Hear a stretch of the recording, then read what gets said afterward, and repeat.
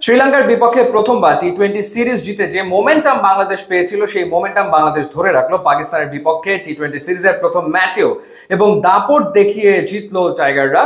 অর্থাৎ বাংলাদেশ চেস করতে নেমে 7 উইকেট হাতে রেখে এবং 27 বল হাতে রেখে তারা 110 রানের টার্গেট টপকে গেছে এবং পারভেজ হোসেন ইমন দুর্দান্ত একটা ইনিংস খেলেছেন, সুপার ইনিংস। তার ক্যারিয়ারের দ্বিতীয় 50, 56 রানে তিনি অপরাজিত থেকেছেন এবং 39 বলে 56 রান করেছেন, যেখানে 3টা 4 এবং 5টা ছক্কা তিনি হাঁকিয়েছেন। তার স্ট্রাইক রেট 143.58। ইন্টারেস্টিং ব্যাপার হচ্ছে যে বাংলাদেশের এই দুই ওপেনার তানজিদ হাসান তামিম এবং পারভেজ হোসেন ইমন তারা কিন্তু রান করছেন। অর্থাৎ আমরা দেখেছি শ্রীলঙ্কার বিপক্ষে তৃতীয় টি-20 ম্যাচে তানজিদ হাসান তামিম 73 রানের একটা দুর্দান্ত ইনিংস খেলেছিলেন, যে ইনিংসের কারণেই আসলে ওই ম্যাচটা বাংলাদেশ জিতেছিল 8 উইকেটে এবং এদিন পারভেজ হোসেন ইমন খেললেন 56 রানের ইনিংস।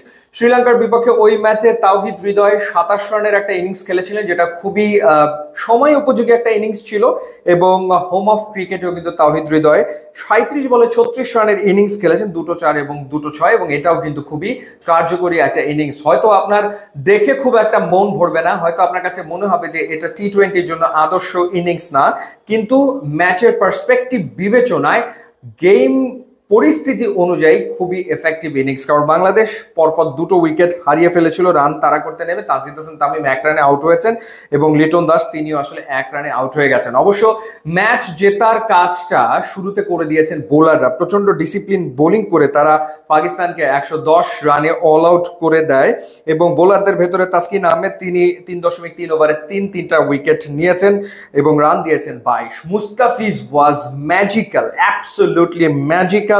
4 ওভার বল করে মাত্র 6 রান খরচায় তিনি 2টো উইকেট নিয়েছেন। তার ইকোনমি রেট হচ্ছে 1.50। শেখ মাহদি আগের ম্যাচে যিনি দুর্দান্ত বোলিং করেছিলেন, এই ম্যাচে 4 ওভারে 37 রান খরচায় একটা উইকেট তিনি নিয়েছেন। আর এছাড়া রিশাদ 3 ওভার বল করে 19 রান দিয়ে কোনো উইকেট পাননি। শামীম হোসেন একটা ওভার করেছেন। সো পাকিস্তান আসলে মিরপুরের উইকেটে রীতিমতো খাবি খেয়েছে। ফকর জামান একমাত্র 44 রান করেছেন, যদিও 2টা লাইফ তিনি পেয়েছেন। তাসকিন তার একেবারে সহজ ক্যাচ ফেলেছে এবং শেখ মাহদি আসলে তিনিও যে ক্যাচটা ফেলেছেন সেটা ধরলে তার ইনিংস এত বড় হয় না। সো প্রথমবারের মতো টি-20-তে পাকিস্তানকে বাংলাদেশ অল আউট করেছে, এর আগে কখনো এটা করতে পারেনি, এবারই প্রথম অল আউট করলো এবং জবাব দিতে নেমে যে ব্যাপারটা সেটা হচ্ছে যে 2টো উইকেট পড়ে গেল 7 রানের ভেতরে।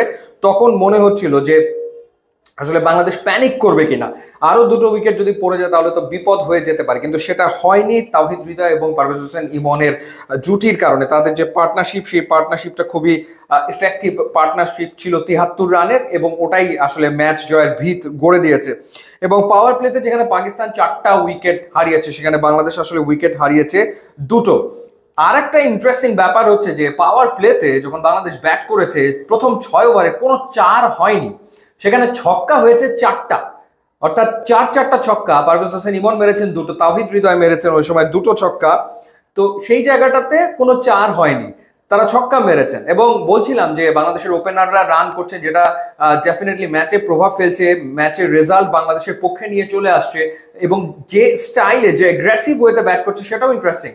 73 রানে যে ইনিংস তানজিদ তামিম খেলেছিল শ্রীলঙ্কার বিপক্ষে সিরিজ ডিসাইডার ম্যাচে 6টা ছক্কায়, আমরা পারভেজ হোসেন ইমনকে দেখলাম 56 রানের ইনিংস খেলতে 5টা ছক্কায়, 5টা ছক্কা সে মেরেছে। সো এই দুই ওপেনারের যে বড় হিট খেলার সামর্থ্য সেটা আসলে সুফল আনছে, সেটা কিন্তু কাজে দিচ্ছে নিশ্চিতভাবেই।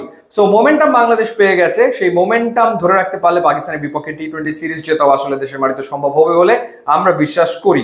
ইউটিউব ইনস্টাগ্রাম লিঙ্ক দেওয়া আছে, আপনারা যোগ দিলে খুবই খুশি হব। And thanks for watching.